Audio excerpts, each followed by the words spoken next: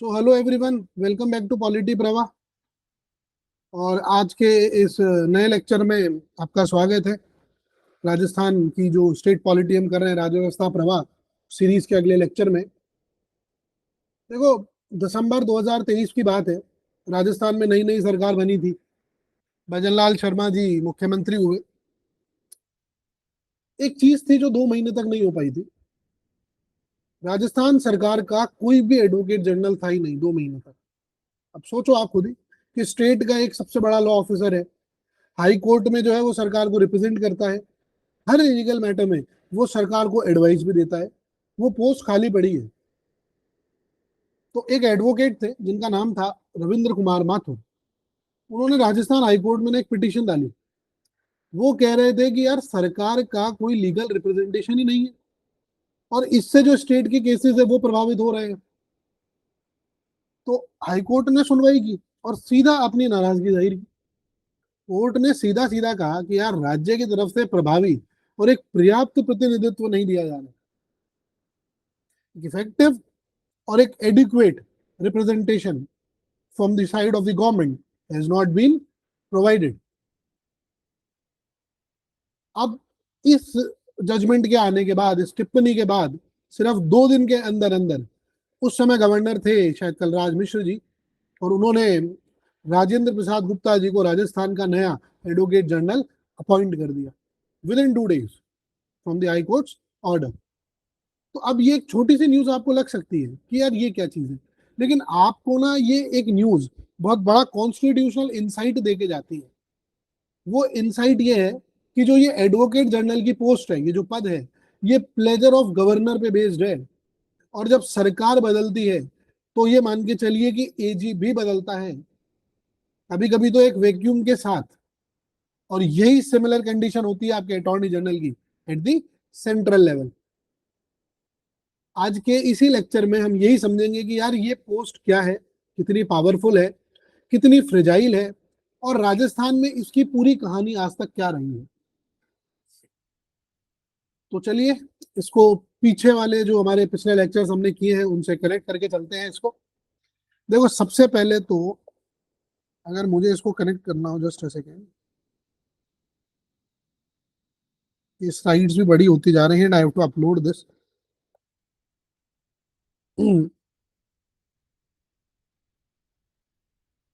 Advocate general. तो sir, पहला जो इंटरलिंकेज मैं बताऊं आपको, तो पहला तो सर ये आ सकता है कि ये आपके स्टेट जो एग्जीक्यूटिव है, ये फोर्थ पिलर है उसका। भाई आप देखो, राजस्थान की जो स्टेट एग्जीक्यूटिव है उसको 4 हिस्सों में बांटा गया है। स्टेट एग्जीक्यूटिव को 4 हिस्सों में बांटा गया है। पहला है सर आपका गवर्नर, उसके बाद है चीफ मिनिस्टर, उसके साथ एक काउंसिल ऑफ मिनिस्टर, और एक है सर एडवोकेट जनरल। हम 3 कवर कर चुके हैं, हम गवर्नर कर चुके हैं, सीएम कर चुके हैं, सीओएम कर चुके हैं, and now we have move towards attorney sorry advocate general. दूसरा सर जो इंटरलिंक निकल के आता है इसमें, आपको ध्यान होगा हमने एक रूल्स ऑफ बिजनेस बहुत साल पहले जब हम गवर्नर कर रहे थे तब हमने कभी कवर किया था। तो सर ये जो रूल्स ऑफ बिजनेस वाला मैटर था, सर ये वो मैटर्स होते थे जो स्पेसिफिकली आपको गवर्नर को सबमिट करने रहते थे। और उन प्रपोजल्स में, उन रूल्स में से एक रूल था, there was proposal for fixing और varying the salary payable to the advocate general. मतलब ये एडवोकेट जनरल की जो सैलरी है वो डायरेक्टली गवर्नर के अप्रूवल से जुड़ी हुई है। ये आज और हम बिल्ड करेंगे, बट इसकी सैलरी कौन देगा, कौन अप्रूव करेगा? गवर्नर साहब करेंगे। उसके बाद में सर आर्टिकल 100 आर्टिकल 217 का सब क्लॉज 2 है, जो ये कहता है कि आपको अगर अटॉर्नी जनरल बनना है तो कुछ क्वालिफिकेशंस आपको रखनी पड़ेगी। पहला तो कि आप जो है, you were qualified to be a high court जज। आप एक हाई कोर्ट जज बनने की काबिलियत रखते हो। अब ये जो काबिलियत है कि आप हाई कोर्ट जज बने, ये आपकी जो क्वालिफिकेशन है कि आप हाई कोर्ट जज कैसे बन सकते हैं, ये 217 दो में दी गई है। तो इनडायरेक्टली एडवोकेट जनरल के लिए भी कौन सी कंडीशंस रखी गई जो हाई कोर्ट जज बनने के लिए रखी गई है? अंडरस्टूड? इसको डिटेल में पढ़ेंगे जब जुडिशरी पढ़ेंगे। आज इसका सिर्फ ओवरव्यू लेंगे, एडवोकेट जनरल को जितना चाहिए उतना ही पढ़ेंगे, उससे ज्यादा नहीं पढ़ेंगे।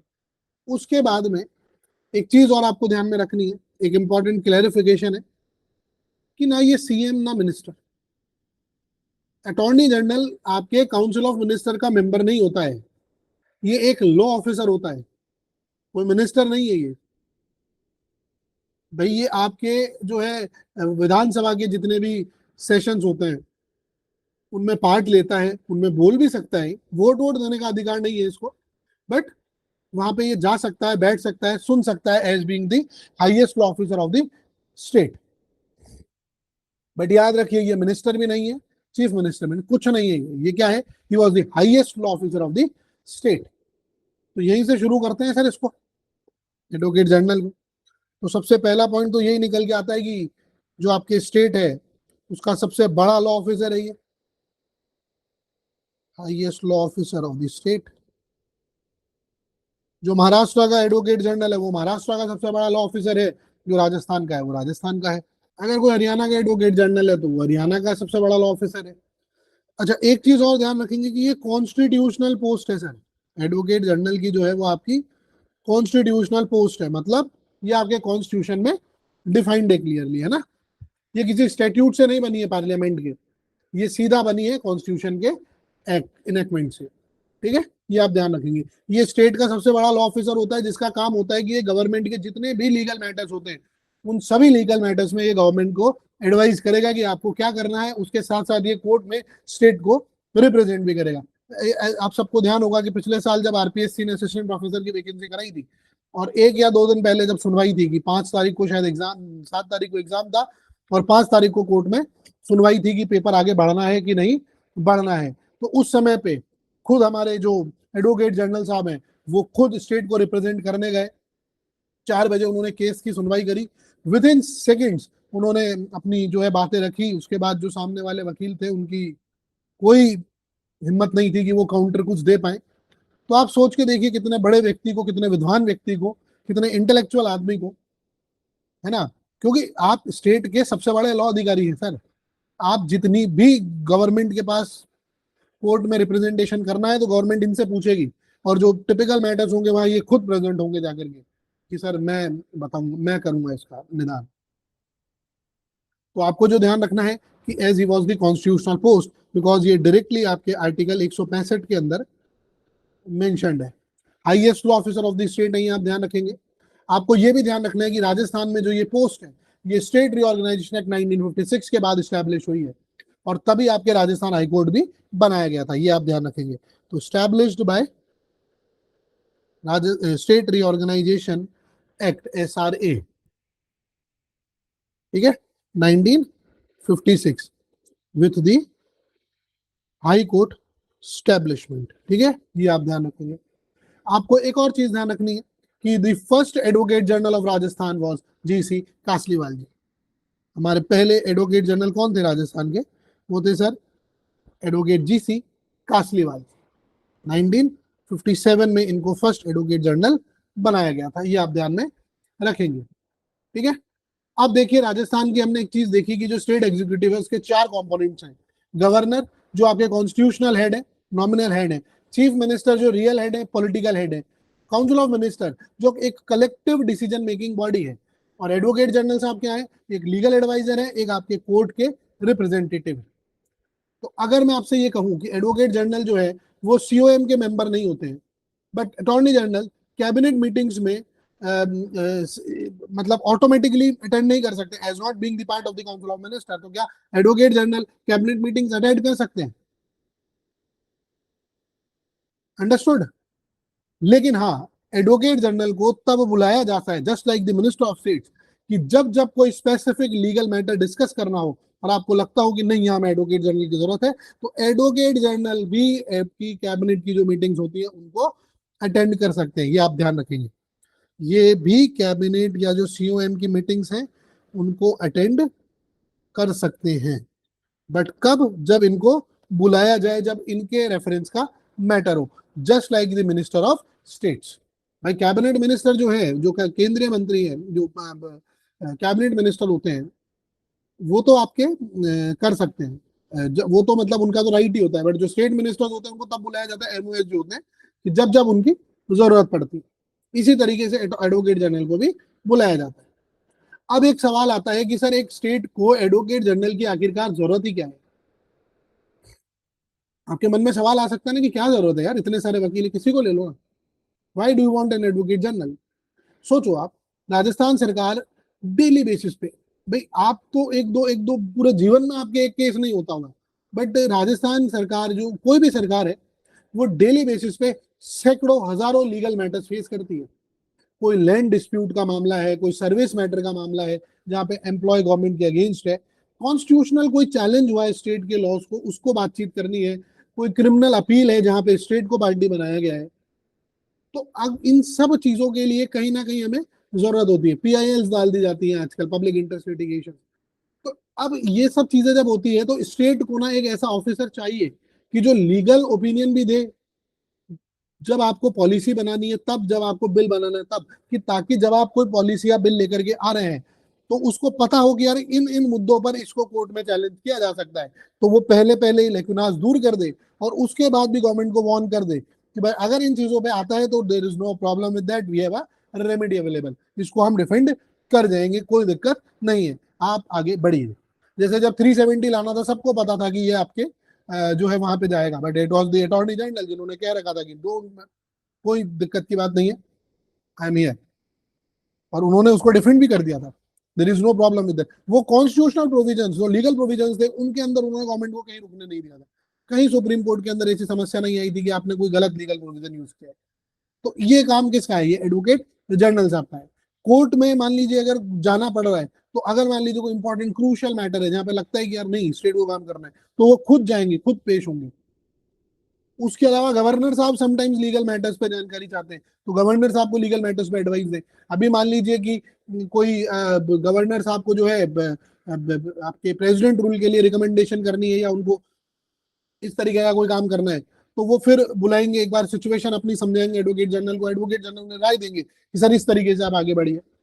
अदरवाइज फिर सुप्रीम कोर्ट में कोई चला गया और फिर आपकी भज्जती हो जाएगी, जैसे उत्तराखंड में हुई थी, जो लास्ट बेइज्जती हुई है इस मामले में किसी भी केंद्र सरकार की। तो ये सब काम है जो एडवोकेट जनरल साहब निभा रहे हैं। अब अगर हम बात कर लेते हैं कॉन्स्टिट्यूशनल फ्रेमवर्क की एडवोकेट जनरल के, तो सबसे पहले हम सर बात करेंगे आर्टिकल 165 की।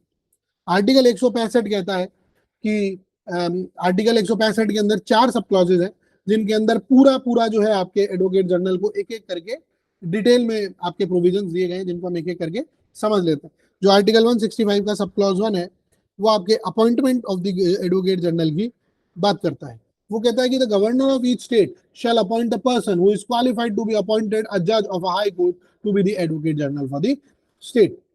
देखो पहली चीज आप ये नोट डाउन करेंगे कि गवर्नर शेल अपॉइंट, तो अपॉइंटमेंट कौन कर रहा है? गवर्नर कर रहा है। सो इट वाज मैंडेटरी, हर स्टेट में एक एडवोकेट जनरल होना चाहिए, and that is the reason कि आपके जब 2023 के अंदर 2 महीने तक आपने एडवोकेट जनरल नहीं बनाया था, तो हाई कोर्ट ने इतना जो है कड़ा रुख उस पर अपनाया कि भाई why advocate general is not there, because it was a mandatory constitutional post जो खाली नहीं रहनी चाहिए, ये कॉन्स्टिट्यूशन ने आपको बोला है। दूसरा, इनकी जो क्वालिफिकेशन है उसको आपने हाईकोर्ट जज से लिंक है। हम आर्टिकल 217 सब क्लॉज 2 ऑलरेडी देख के आ चुके हैं, जहां पे इनकी क्वालिफिकेशन की बात करी गई है, और क्वालिफिकेशन में क्या बोला गया है कि ये हाईकोर्ट जज बनने की क्वालिफिकेशन रखते हो, हैसियत रखते हो। आर्टिकल 217 सब क्लॉज 2 से इसका डायरेक्ट लिंकेज जो हम पढ़ चुके हैं। उसके बाद में सर सब क्लॉज 2 जो आर्टिकल ये 165 का है, ये और डिटेल में क्वालिफिकेशंस की बात करता है। ये इसने बात करी 217(2) के रेफरेंस से। यहां इन्होंने कहा है कि ये एक सिटीजन होना चाहिए देश का, he must be a citizen of India, Bharat का नागरिक हो। इस व्यक्ति को as an high court advocate, high court के अंदर एडवोकेसी प्रैक्टिस करने का इन भाई साहब के पास कम से कम 10 साल का एक्सपीरियंस होना चाहिए। ठीक है, और उसमें यह भी कहा गया है कि जो 10 साल है वो इन कंटिन्यूटी होने चाहिए। ये नहीं कि 2 साल आज कर ली, फिर सेशन कोर्ट भाग लिए, फिर इधर भाग लिए, फिर उधर भाग लिए, नहीं, 10 साल प्रॉपर इन्होंने हाई कोर्ट में ही प्रैक्टिस करी हो, और एक दो दो से ज्यादा में करी हो तो और बेटर रहता है। उसके अलावा या फिर या तो ये 10 साल से हाई कोर्ट एडवोकेट रहे हो, या फिर ये कम से कम 10 साल तक किसी जुडिशियल ऑफिसर ऑफिस के अंदर रहे हो। 10 years he was in any judicial office. But ये जो जुडिशियल ऑफिस हैं ये किस में होने चाहिए? इंडिया की टेरिटरी में होने चाहिए। ठीक है भाई, मान लीजिए किसी स्टेट के जो है जुडिशियल ऑफिसर रहे हो, जो आरजीएस वगैरह होते हैं हमारे, ये, ठीक है, हाई कोर्ट जज भी रह सकते हैं, कुछ भी रह सकते हैं, फिर तो वो सुप्रीम कोर्ट जज को भी बना दो, आप क्या दिक्कत है, सॉर्ट ऑफ। लेकिन अगर मैं आपसे बात करूं कि जो हमारे आज तक जितने भी ये जो 18-19 जो एडवोकेट जनरल्स हुए हैं, तो जो ये राजस्थान में हमारे जो अधिकतर एडवोकेट जनरल्स आपको मिलेंगे, ये सीनियर एडवोकेट्स मिलेंगे जो हाई कोर्ट के अंदर लंबे समय से प्रैक्टिस कर रहे होते हैं। From judicial officer to the advocate general, ये ट्रेंड काफी कम देखने को मिला है। सब क्लॉज 3 जो है सर, वो इनके टेन्योर की बात करता है, इनके समय अवधि की बात करता है। ये कहता है कि that he shall hold office during the pleasure of the governor. जो खुद प्रेसिडेंट के प्लेजर पर है, उसके प्लेजर पे कौन है? एडवोकेट जनरल है। जो खुद किसी की मर्जी पे आया है, वो खुद किसी और को मर्जी पे ला रहा है। तो ये जो प्लेजर ऑफ गवर्नर डॉक्ट्राइन है, ये मोटा मोटी वही प्रिंसिपल है जो हमने आर्टिकल 156 में जब गवर्नर और मिनिस्टर्स के लिए देखा था। इसका मतलब कोई फिक्स टेन्योर नहीं है, एजी को आप कभी भी रिमूव कर सकते हैं। अगर एजी खुद रिजाइन कर सकता है तो वो है गवर्नर को भेज दे अपना रिजिग्नेशन। पर प्रैक्टिकली क्या होता है कि जब जब गवर्नमेंट बदलती है after the election, advocate general as convention वो खुद भी रिजाइन डाल देता है। सीएम गया, वो भी रिजाइन डाल के चले जाता है। ठीक है, और ये जो प्रैक्टिस है ये आप ध्यान में रखेंगे इंटरनेशनल प्रैक्टिस के हिसाब से। यूके में भी सेम प्रैक्टिस फॉलो करी जाती है, जहां पे जो एडवोकेट जनरल होता है, अटॉर्नी जनरल, वो जैसे ही पार्टी चेंज होती है वैसे ही वो अपनी रिजिग्नेशन देके चला जाता है। ठीक है, और उसके बाद जो सब क्लॉज 4 है वो आपके इनकी सैलरी के बारे में डिस्कस करता है।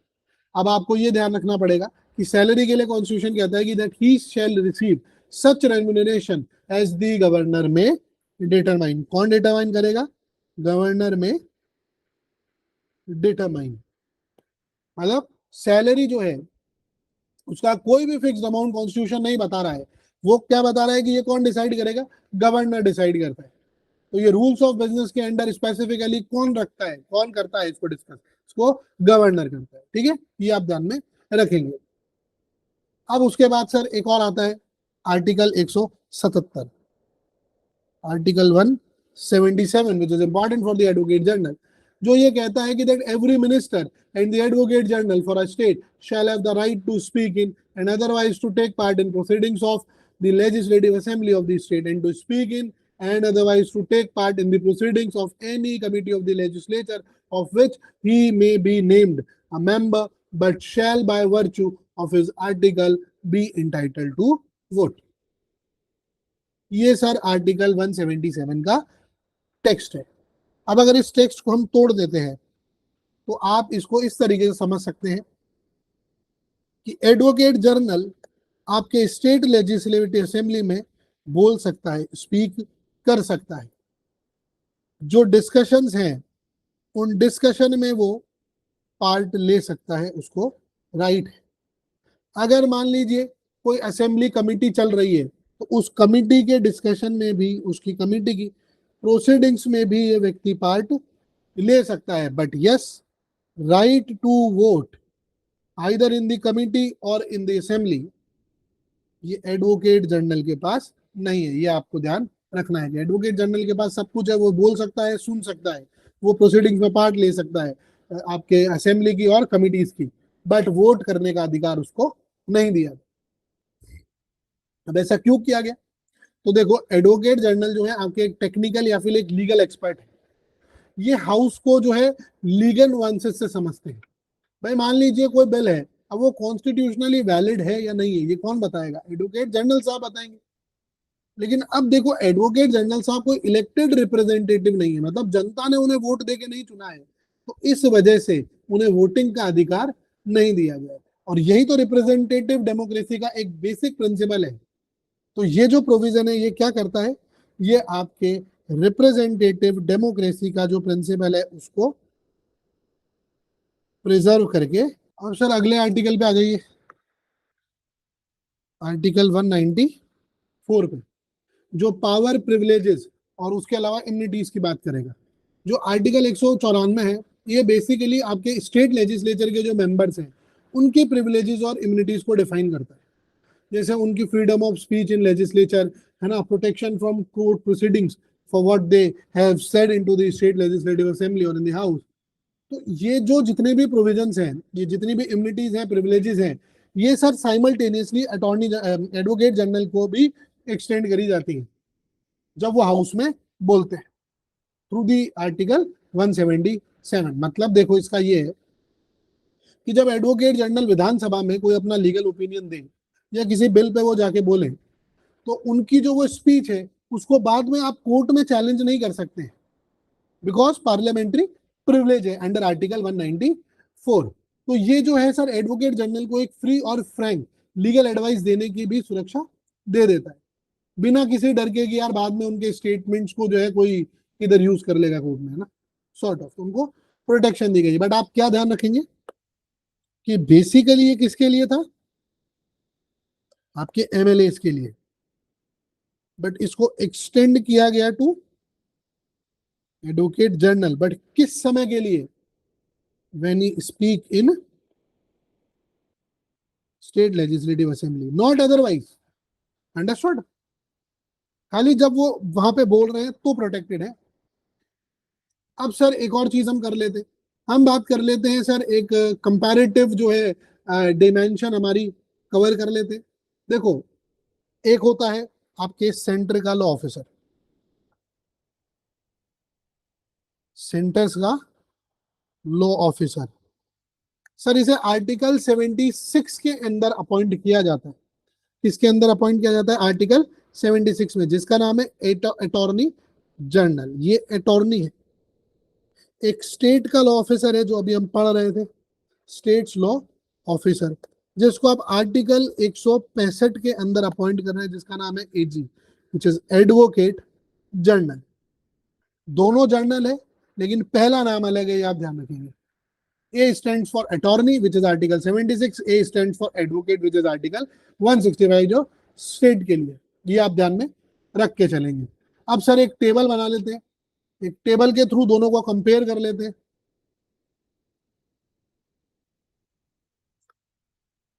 मान लीजिए आपके सवाल आ ही जाए मीन्स के अंदर, तो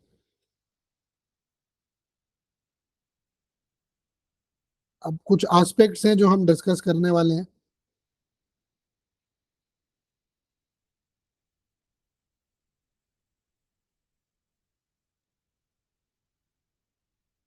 सर सबसे पहले तो हम ये देखेंगे किस आर्टिकल के अंडर इनको जो है कॉन्स्टिट्यूशनली आपने अपॉइंट किया है।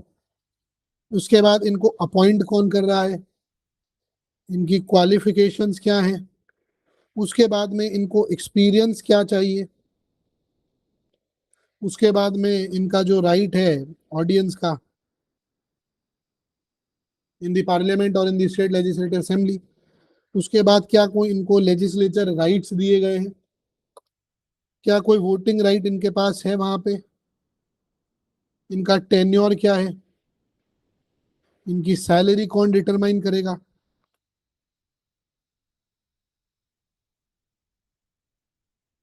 उसके अलावा जो है इनके असिस्टिंग ऑफिसर्स कौन होते हैं, उसके अलावा इनके प्रिविलेजेस क्या हैं इन हाउस, और उसके बाद में पहला व्यक्ति कौन था, ये हम देखेंगे। ठीक है, तो अब अगर मैं आपसे बोलूं तो ये तो हम ऑलरेडी पढ़ चुके हैं, आर्टिकल 76 एंड आर्टिकल 165। इसको अपॉइंट करेंगे प्रेसिडेंट साहब, इसको अपॉइंट करेंगे गवर्नर साहब। क्वालिफिकेशन है, यहाँ सुप्रीम कोर्ट जज की काबिलियत रखे या हाई कोर्ट जज की काबिलियत रखे। 217 के सब क्लॉज 2 में, यहाँ पे 124 के सब क्लॉज 3 के अंदर ये डिफाइंड है। अगर एक्सपीरियंस की बात करें तो 5 ईयर हाई कोर्ट जज रहे, या फिर ये 10 साल हाई कोर्ट के एडवोकेट रहे हो, या फिर एक डिस्टिंग्विश्ड जूरिस्ट हो।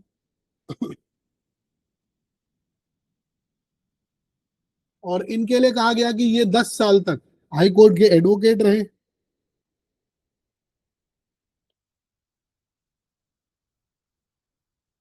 प्रैक्टिस कर रहे हो, या फिर 10 साल जुडिशियल ऑफिस में रहे, सॉर्ट ऑफ। अब अगर मैं ऑडियंस की बात करूं तो प्राइमरीली जो स्टेट में आपकी कोर्ट्स हैं उनके अंदर ये बोल सकते हैं, उनके अंदर ये रिप्रेजेंट कर सकते हैं कोर्ट्स ऑफ द स्टेट। लेकिन अटॉर्नी जनरल साहब के पास क्या होता है कि जितनी भी कोर्ट्स हैं इंडिया के अंदर, बिकॉज ये किसके अटॉर्नी जनरल है, भारत के, इंडिया के। ठीक है, लेजिस्लेटिव राइट की बात करें तो सर ये दोनों हाउसेज ऑफ पार्लियामेंट में ज्वाइंट सिटिंग के अंदर या फिर किसी भी कमेटी के अंदर इनको जाने का अधिकार है। इनके पास भी सेम स्टेट लेजिस्लेचर के, अगर मान लीजिए दोनों हाउसेज है, दोनों हाउसेज में जा सकते हैं, कमिटीज में जा सकते हैं। वोटिंग राइट की बात करें तो दोनों के पास नहीं है। अगर टेन्योर की बात करेंगे तो प्रेसिडेंट के प्लेजर पे है, ये गवर्नर साहब के प्लेजर पे है। सैलरी इनकी प्रेसिडेंट साहब डिटरमाइन करते हैं, इनकी गवर्नर साहब डिटरमाइन करते हैं। इनके अगर जो मैं असिस्टिंग ऑफिसर्स की बात करूं तो इनके नीचे एक होते हैं सर सॉलिसिटर जनरल, एक होते हैं सर एडिशनल सॉलिसिटर जनरल, जो स्टैट्यूटरी पोस्ट होती है, कॉन्स्टिट्यूशनल पोस्ट नहीं है, स्टैट्यूटरी पोस्ट है। स्टैट्यूट के थ्रू इनको जो है आपने अपॉइंट किया है। इनके नीचे सर आपके एडिशनल एडवोकेट जनरल्स होते हैं, डबल एजीज होते हैं। सर ये एडमिनिस्ट्रेटिव या फिर कॉन्ट्रेक्चुअल पोजीशंस होती है, ये कॉन्स्टिट्यूशनल पोस्ट नहीं होती है, ये आप ध्यान में रख के चलेंगे। उसके बाद में सर इनके अगर प्रिविलेजेस की बात करें तो आर्टिकल 194 के अंदर इनको प्रिविलेज दी गई है वाया आर्टिकल 177। और अगर इनकी बात करें तो आर्टिकल 105 वाली जो प्रिविलेजेस हैं वाया इनको आर्टिकल 88 के अंदर दी गई है। अगर मैं बात करूं कि भारत के पहले अटॉर्नी जनरल कौन थे तो सर वो थे MC शीतलवार साहब, MC शीतलवार, जो ये 1950s में इलेक्ट हुए और मतलब अपॉइंट हुए। और राजस्थान की अगर मैं बात करूं तो GC कासलीवाल साहब, ये आपके पहले एजी रहे 1957 के। ये आपका इंपॉर्टेंट पॉइंट था। अब सर एक और चीज आप देख के चलिए, एक होता है सॉलिसिटर जनरल, हमने एक वर्ड पढ़ा, ये सेंटर के पास होता है, और डबल एडिशनल सॉलिसिटर जनरल्स भी होते हैं। ये कॉन्स्टिट्यूशन में मेंशन नहीं है। ये sir law officer condition of service rule 1987 के अंडर कुछ स्टैट्यूटरी अपॉइंटमेंट्स हैं जो की जाती हैं ताकि ये अटॉर्नी जनरल को असिस्ट कर पाए।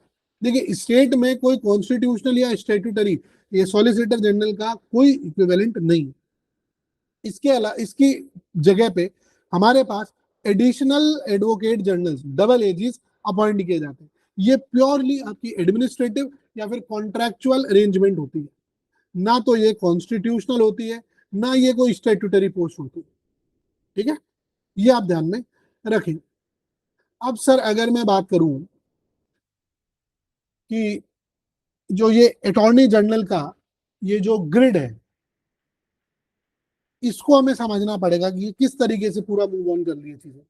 तो सबसे पहले हमने पढ़ा एडवोकेट जनरल, 165 के अंडर आपके गवर्नर साहब अपॉइंट कर रहे हैं, एक कॉन्स्टिट्यूशनल पोस्ट है। हेड ऑफ स्टेट है सर पूरे प्रदेश की लीगल टीम के, राजस्थान सरकार की।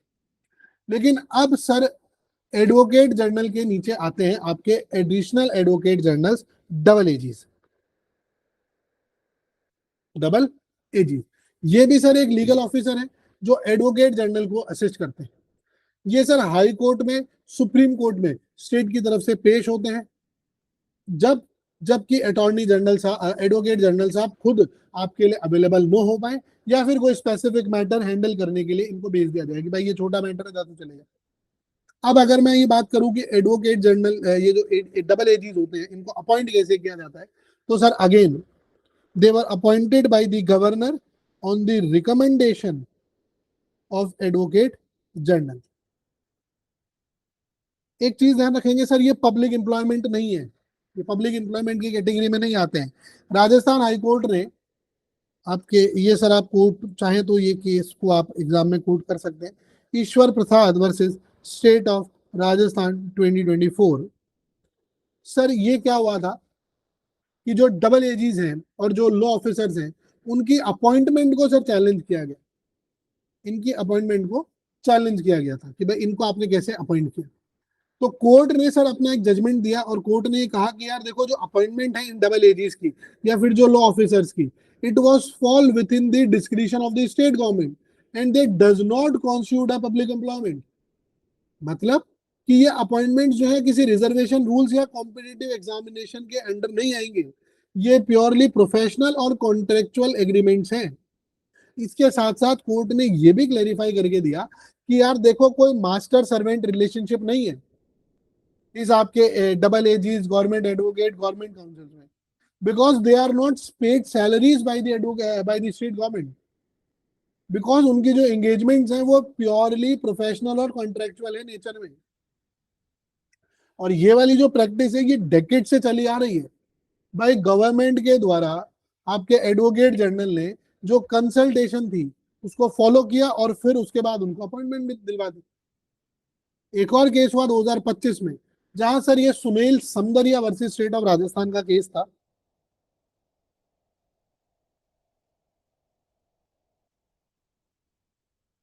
अब इस केस में एक एडवोकेट थे सर जिनका नाम था पद्मेश मिश्रा जी। इन पद्मेश मिश्रा जी को डबल एजी जो है अपॉइंट किया गया। अब ये क्या करा सर, ये सुप्रीम कोर्ट मैटर्स के लिए रिप्रेजेंट करने चले गए। अब चैलेंज ये था कि जो राजस्थान स्टेट लिटिगेशन पॉलिसी है 2018 की, उसमें ये होता है कि मिनिमम आपको 10 साल की जो है वो एक्सपीरियंस की रिक्वायरमेंट थी। पर पिटिशनर का आर्ग्यूमेंट ये था कि जो अपॉइंटी है उसके पास इतना एक्सपीरियंस ही नहीं है। बट हाई कोर्ट ने फिर भी अपॉइंटमेंट को अपहोल्ड किया और ये कहा देखो, स्टेट लिटिगेशन पॉलिसी एक गाइडलाइन है, कोई हार्ड एंड फास्ट आपका इन्फोर्सिबल रूल नहीं है। भाई गवर्नमेंट के पास इस मैटर में पूरा पूरा डिस्क्रिप्शन है। और यहाँ पे एक जो चीज आपको, अगर आप एग्जाम अपना आंसर को इनरिच करना चाहते हैं, तो आप सर एक वेंटरबेरी करके एक इलीगैलिटी और इरेशनैलिटी का टेस्ट होता है।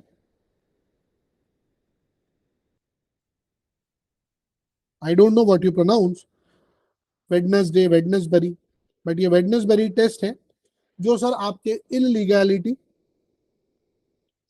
और इरेशनैलिटी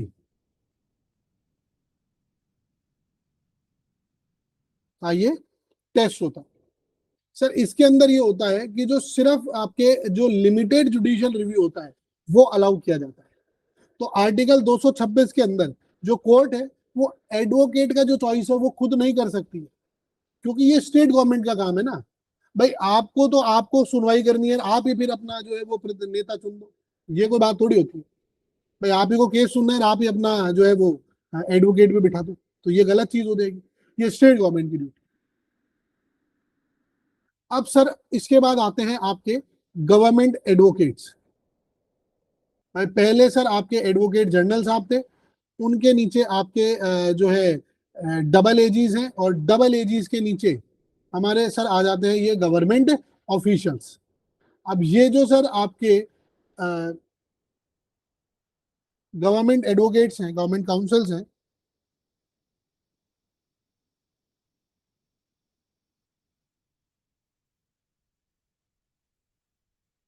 अगर इनकी बात करें तो सर ये क्या होते हैं ना कि ये ऑफिसर्स आपके रूटीन मैटर्स के अंदर स्टेट को रिप्रेजेंट करते हैं।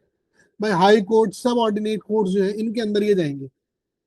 अच्छा, इनका भी जो अपॉइंटमेंट है वो राजस्थान लॉ एंड लीगल आपके अफेयर डिपार्टमेंट मैनुअल है 1999 का, और सिमिलरली भाई राजस्थान स्टेट लिटिगेशन पॉलिसी 2018 की, के अंदर की जाती है, ये आप ध्यान में रखेंगे बस, ठीक है। ये और छोटे वकील होते हैं। देखो पहले आ गया एडवोकेट जनरल, फिर डबल एजीज, और डबल एजीज के बाद में आपके आ जाते हैं सर ये क्या बोलते हैं, गवर्नमेंट के जो एडवोकेट है या फिर गवर्नमेंट काउंसिल्स हैं। उसके बाद में सर आपके आते हैं पब्लिक प्रोसिक्यूटर्स। अब पब्लिक प्रोसिक्यूटर्स जो है ना सर आपके, ये बेसिकली जो क्रिमिनल मैटर्स होते हैं उनके लिए किया जाता है। जो आपके सिविल मैटर्स हैं उसके लिए आपके एडवोकेट जनरल है, वो पूरी हायरार्की है। और उसके बाद क्रिमिनल मैटर्स के लिए आप अलग से पब्लिक प्रोसिक्यूटर्स को अपॉइंट कर दें। अब देखो आपकी जो आपका पहले सीआरपीसी था, तो उसका सीआरपीसी का सेक्शन 24 का सब क्लॉज 1 वो ये आपको प्रावधान देता था कि आप सेंटर पे और स्टेट पे जो है पब्लिक प्रोसिक्यूटर्स अपॉइंट करें। उसके अलावा अब सब सीआरपीसी तो चला गया, अब आ गया बीएनएसएस, भारतीय न्याय सुरक्षा संहिता उसकी जगह पे। तो बीएनएसएस ने आपके सेक्शन 18 के सब क्लॉज 1 में ये प्रोविजन डाले, ये आपको ध्यान में रखना है। अब अगर मैं बात करूं हर हाईकोर्ट के लिए आप चाहें तो अपॉइंट कर सकते हैं पब्लिक प्रोसिक्यूटर एडिशनल पीपीस। अब अगर मैं बात करूं कि डिस्ट्रिक्ट लेवल पे आप पीपीस को कैसे अपॉइंट करेंगे, ये आपके लिए जानना जरूरी है।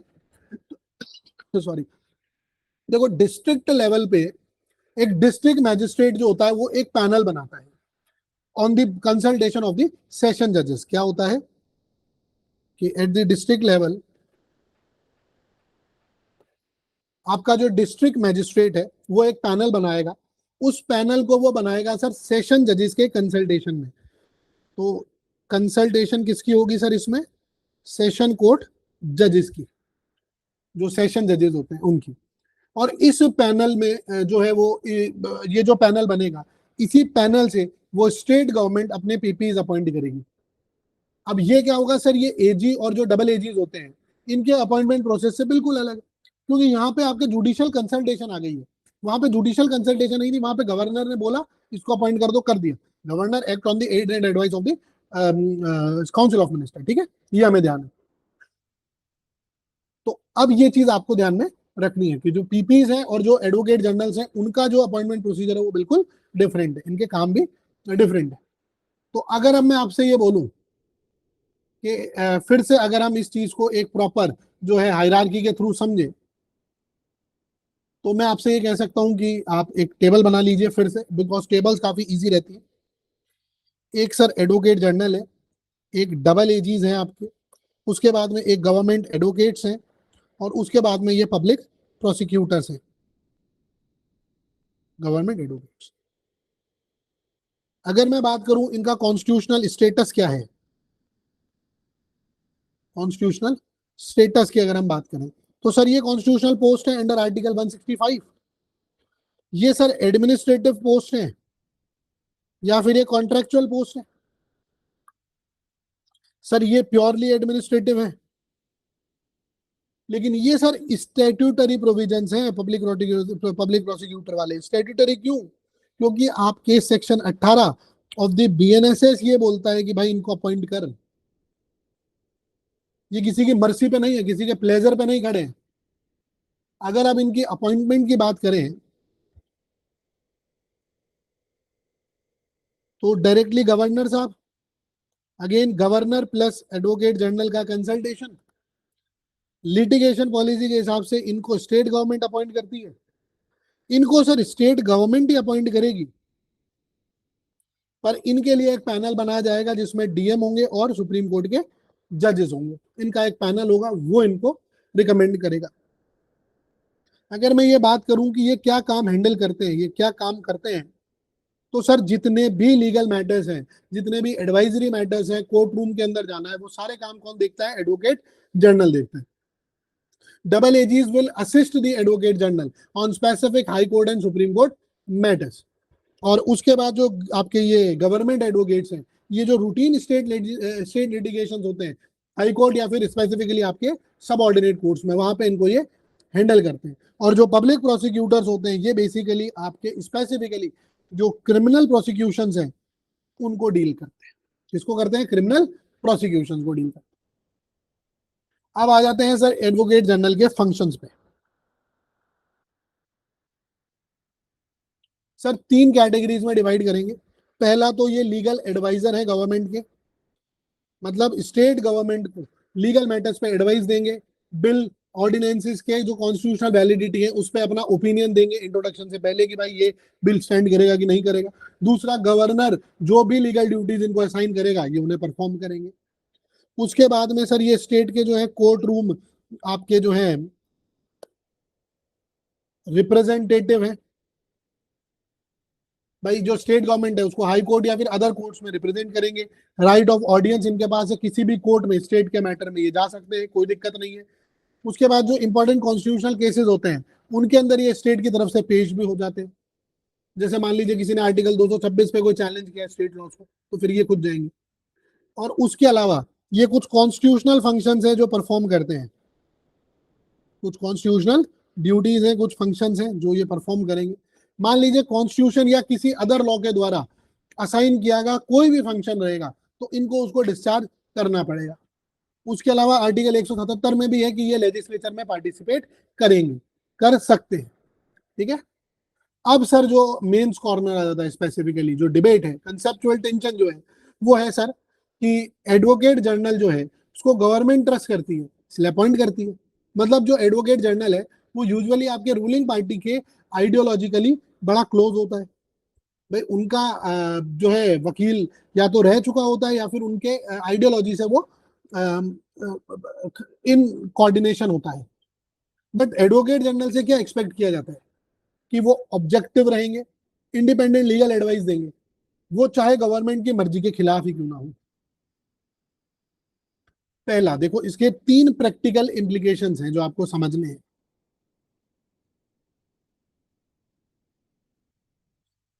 इंडिपेंडेंस डिबेट,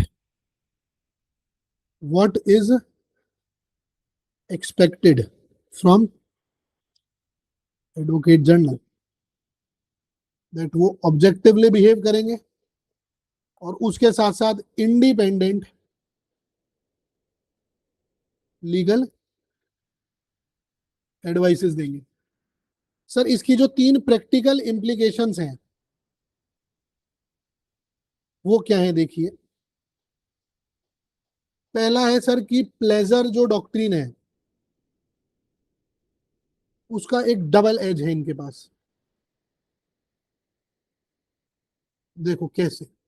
भाई अगर मान लो एडवोकेट जनरल जो है वो गवर्नमेंट को ना बोलता है किसी भी लीगल मैटर पे, तो क्या होगा, governor on the advice of the CM and COM उसको हटा सकता है। तो एडवोकेट जनरल की जो आपकी इंडिपेंडेंस है वो प्रैक्टिकली कितनी लिमिटेड होगी।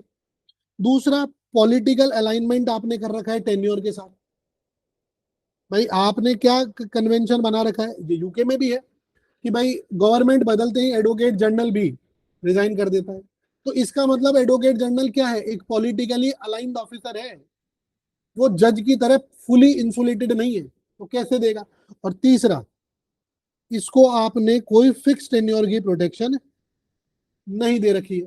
भाई जजेस को तो आर्टिकल 124 217 के अंडर रिमूवल जो है वो सिर्फ इंपीचमेंट के थ्रू होगा, बहुत हाई बार्स आपने सेट किए हुए हैं। बट एडवोकेट क्या है, प्लेजर पे, मर्सी पे है, जब मर्जी जब बाहर निकल, सॉर्ट। तो आप फिर कितनी लोअर प्रोटेक्शन है आपके पास। अब ये जो टेंशन है ना, ये आपके नेशनल लेवल पे भी डिस्कस होती है। भाई अटॉर्नी जनरल ऑफ इंडिया के कॉन्टेक्स्ट में भी ये सवाल उठता है कि यार उनको प्राइवेट प्रैक्टिस करने की परमिशन होनी चाहिए कि नहीं होनी चाहिए। भाई एज एन वो सरकार के ऑफिसर है, भाई पोटेंशियल कॉन्फ्लिक्ट ऑफ इंटरेस्ट तो आएगा आपका। तो भाई जो अटॉर्नी जनरल है या एडवोकेट जनरल है वो किसी मान लीजिए प्राइवेट क्लाइंट की तरफ से केस लड़ रहा हो, जो government, although he was directly not involve, but कहीं ना कहीं घूम फिर के कुछ ना कुछ हो तो फिर सो इसको हम लोग लेटर ड्वेल करेंगे। बट आपके ध्यान में ये रहना चाहिए कि ये कॉन्सर्न्स अभी भी हैं। अब अगर सर हम इंपॉर्टेंट एडवोकेट जनरल्स की बात करें तो हमने ये तो पढ़ा ही है कि जीसी कासलीवाल साहब हमारे पहले एडवोकेट जनरल रहे। 1957 के अंदर इनको अपॉइंट किया गया, ही was the first advocate general of Rajasthan. जैसे ही हाई कोर्ट एस्टैब्लिश हुई, पोस्ट स्टेट रीऑर्गेनाइजेशन एक्ट 1956 इनको दिया गया। इनके साथ जो फैक्ट एसोसिएटेड है कि इन्होंने सर लॉन्गेस्ट टेन्योर एक एडवोकेट जनरल का इन्होंने एंजॉय किया है राजस्थान के हिस्ट्री के। अंडरस्टूड। सर उनके बाद में, कासलीवाल साहब के बाद जो सेकंड एडवोकेट जनरल आए सर, वो थे सर आपके लक्ष्मीमल सिंघवी, डॉक्टर लक्ष्मीमल सिंघवी, LM सिंघवी साहब, ये बड़े इंपॉर्टेंट फिगर है। तो अब सर हमें क्वेश्चन डिस्कस करना था। हमारा क्वेश्चन है आज का कि you have to discuss the constitutional position, functions and a comparison with the attorney general regarding the advocate general of Rajasthan. जो पोजीशन है, फंक्शन है, कॉन्स्टिट्यूशनल पोजीशन एंड फंक्शंस है, और एक कंपैरिजन हमें करना है किसका, एडवोकेट जनरल का विद अटॉर्नी जनरल के साथ। देखो अब इस तरह के क्वेश्चंस को आप बेसिकली कैसे डील करेंगे कि if it is a 10 marker, तो यू कैन से कि यार एडवोकेट जनरल जो है, ही was the highest law officer of the state as it was enshrined under the article 165 of the constitution of India.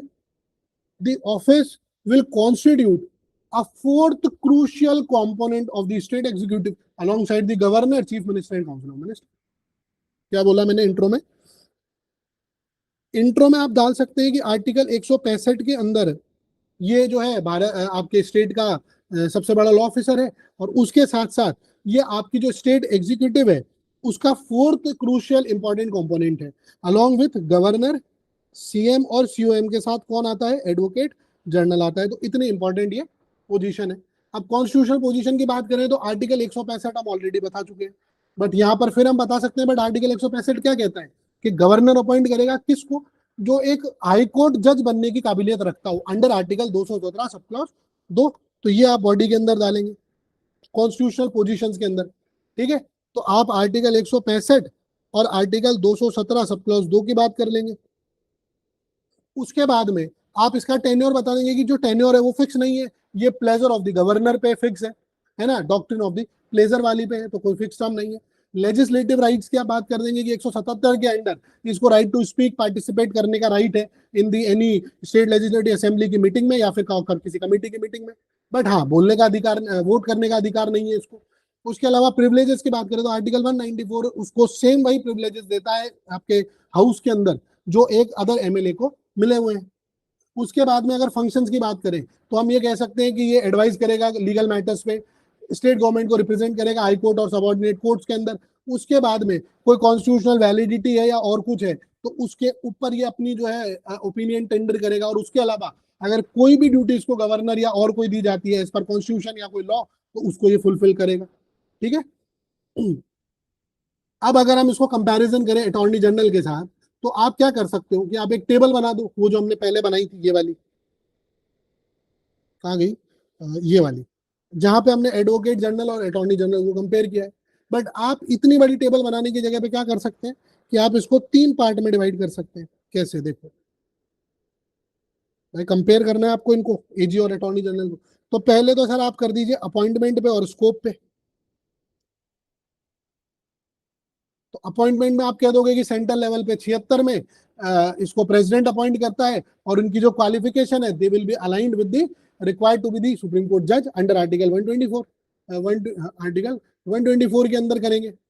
तो appointment तो appointment and scope में आप ये लिख सकते हो कि भाई आर्टिकल 76 के अंदर इसको अपॉइंट किया जाता है और सुप्रीम कोर्ट जज की इसको वो चाहिए क्वालिफिकेशन, है ना।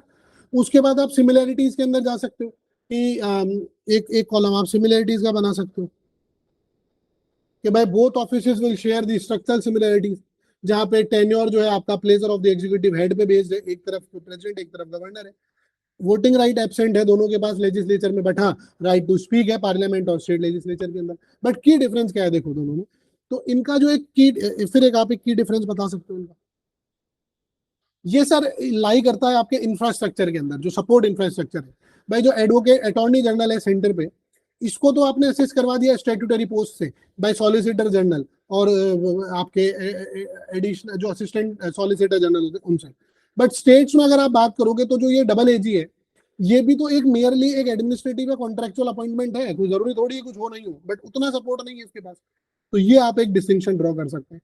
And in the way forward what you can say कि that the office of advocate general is the backbone of the state's legal framework, but the events like you have remained this post for the 2 months in Rajasthan during the recent government, so it was highlighting the urgent need to develop a clear and a transitional mechanism. In way forward आप क्या लिख सकते हो कि आप पहले तो ये बता दोगे कि office of the advocate general क्या है, ये आपके स्टेट लीगल फ्रेमवर्क की बैकबोन है। उसके बाद में आप ये भी कह सकते हो कि जैसे ये जो इवेंट्स हुए जहां पे 2 महीने तक ये पोस्ट वेकेंट रही और हाईकोर्ट को टिप्पणी करनी पड़ी और फिर आपने एडवोकेट जनरल को अपॉइंट किया, तो ये दिखाता है कि यार ये कितनी मतलब आपको एक जो है क्लियर और एक ट्रांजिशनल मैकेनिज्म डेवलप करने की जरूरत है। उसके अलावा आपको एक चीज और इंश्योर करनी पड़ेगी, एक टाइम बाउंड अपॉइंटमेंट्स, एक time bound appointments to this constitutional post. ये असेंशियल है सर, ताकि जो स्टेट का लीगल रिप्रेजेंटेशन है वो अनहिंडर्ड रहे, इवन आपके जब ट्रांजिशन ऑफ पावर हो तब भी। ये आपको इंश्योर करना पड़ेगा। So this is how you have to write the answers. अब एक लास्ट चीज जो हमें करनी है सर दी, जिसको हम कहते हैं हमेशा से दी कॉन्ट्रोवर्शियलिस्ट कॉर्नर।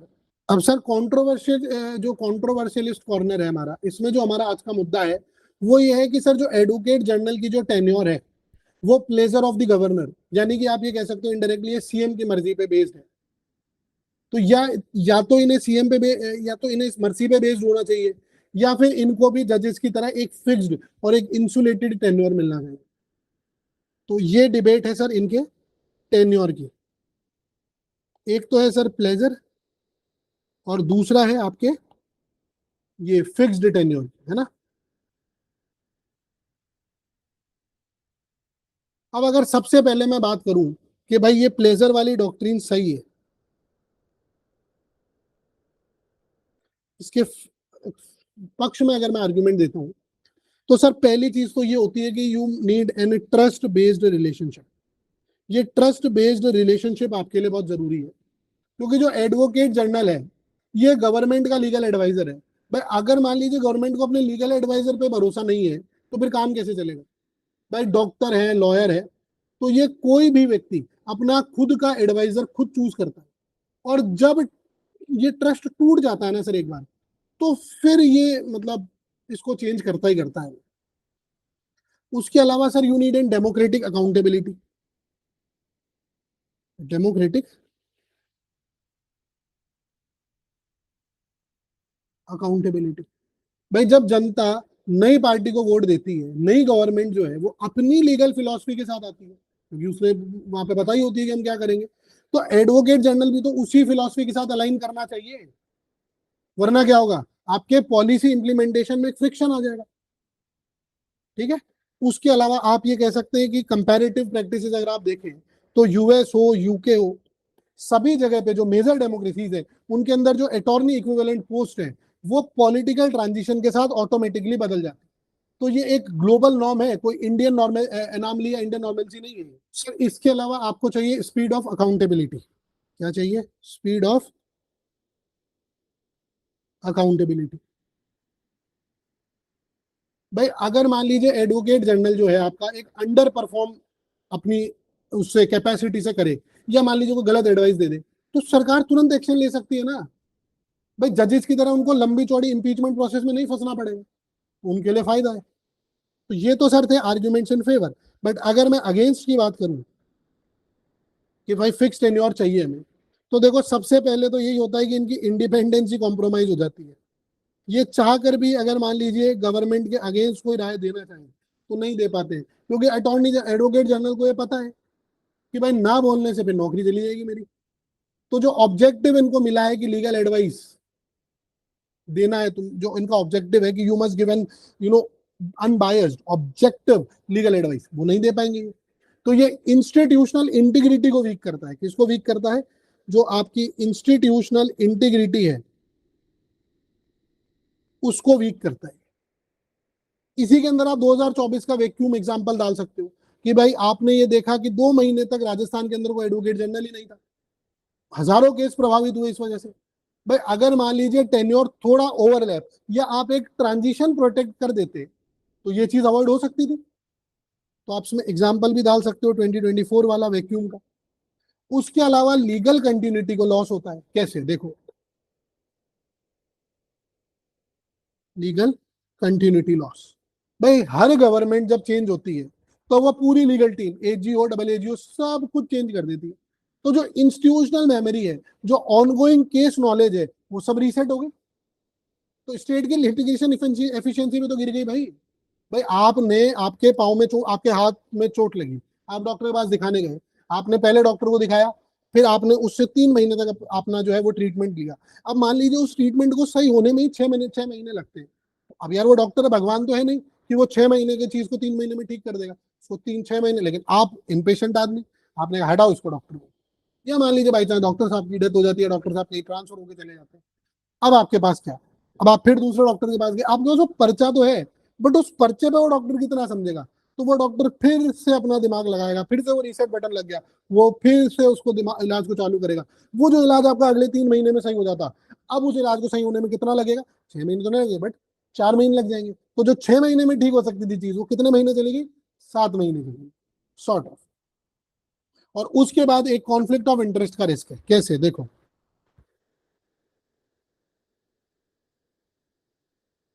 भाई जब एडवोकेट जनरल की नौकरी आपकी प्योरली पॉलिटिकल फेवर पे डिपेंड है, तो इसका मतलब वो कभी कभी आपके पॉलिटिकली कन्वीनियंट एडवाइस तो दे सकता है, लीगली साउंड एडवाइस ना दे करके।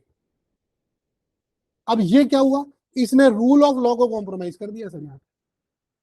भाई उसे पता था कि सर ये बिल मत लाओ, ये गलत है, ये डिफेंड नहीं हो पाएगा, बट पॉलिटिकली मोटिवेटेड था, और आपको पता है भाई अगर ना बोल गया तो नौकरी गई, तो आपने कहा ठीक है सब कर दो, कोई दिक्कत। तो व्हाट यू कैन से हियर कि जो एडवोकेट जनरल है, इसका जो प्लेजर डॉक्ट्रिन है, ये वेस्टमिंस्टर पार्लियामेंट्री सिस्टम की एक कंसिस्टेंट फीचर की तरह है, जहां पे ना तो पूरी तरह उसको रिमूव करना सही नहीं है, भाई इट इज नॉट बिहेवियर आपका ये मतलब it is not right correct to do that. But हाँ, 2024 जैसे वैक्यूम से आपको बचना है, तो आपको एक इंस्टीट्यूशनल सेफ गार्ड इंट्रोड्यूस करने की जरूरत है। भाई जैसे आप ये कह सकते हो कि जो आउटगोइंग एजी है, जो जा रहा है एडवोकेट जनरल, वो ट्रांजिशन पीरियड तक, यानी कि जो भी 30 दिन है, 15 दिन है, जितने भी दिन में वो नई गवर्नमेंट अपॉइंट होती है, उसके बाद वो नया अपना एजी लेकर के आती है, तो वो ऑटोमेटिकली कंटिन्यू करे अंटिल जब तक आपका एजी ना आ जाए। जैसे आप स्पीकर के केस में करते हो, या फिर गवर्नर के, या फिर आप सीएम के केस में भी करते हो ऐसा, ताकि जो स्टेट का लीगल रिप्रेजेंटेशन है वो कभी भी कंप्लीट वैक्यूम स्टेट में ना चला जाए। तो ये क्या होगा? पॉलिटिकल अकाउंटेबिलिटी और इंस्टीट्यूशनल कंटिन्यूटी दोनों को बैलेंस कर देगा। हाँ, उसको आप ये कह सकते हो कि जो मेजर पॉलिसी डिसीजंस है, वहां पे आप जाकर के डिफेंड ना करें। ठीक है, तो ये था सर हमारा आज का एक छोटा सा लेक्चर एडवोकेट जनरल पे। एंड आई होप सो कि आज आप सब कुछ समझ गए होंगे। हमने आर्टिकल 165, 177, 194 तीनों आर्टिकल पढ़े। उसके बाद में हमने 76 और 165 को कंपेयर किया। हमने राजस्थान का लीगल आर्किटेक्चर देखा, एडवोकेट जनरल, डबल एजी, उसके बाद आपका गवर्नमेंट एडवोकेट और पब्लिक प्रोसिक्यूटर सीआरपीसी के सेक्शन 24 में और बीएनएसएस के सेक्शन 18 के अंदर। उसके बाद हमने ईश्वर प्रसाद और सुनील समदरिया वाले केसेस को भी देखा। हमने जो हमारे एडवोकेट जनरल्स इंपॉर्टेंट थे उसको देखा, फ्रॉम कासलीवाल जी टू राजेंद्र प्रसाद गुप्ता जी। उसके बाद में हमने जो है सिंघवी जी को बड़ा डिटेल में पढ़ा। एलएम सिंघवी जी को, जो पंचायती राज कमेटी के भी चेयरमैन रहे, लोकपाल के क्रिएटर भी रहे, राजस्थान के सेकंड एडवोकेट जनरल भी रहे, पद्म भूषण भी इनको मिला। उसके बाद में हमने जो है हमारा जो ये वैक्यूम क्रिएट हुआ था, जो एडवोकेट जनरल आपने अपॉइंट नहीं किया था, उसको लेकर के जो प्लेजर डॉक्ट्रिन है उसका रियल एक्शन कैसे हो सकता है, उसको हमने डिस्कस किया कॉन्ट्रोवर्शियलिस्ट कॉर्नर के अंदर, जहां पे हमने इंडिपेंडेंस वाली डिबेट को भी काफी डीपली डिस्कस किया। तो ये था sir advocate general. If you like this lecture, please like, share, subscribe polity Prabha, please support us. और आगे इसी तरीके से और वीडियोस कंटिन्यूटी में देखने के लिए प्लीज फॉलो करें, सब्सक्राइब करें polity Prabha. Thank you very much.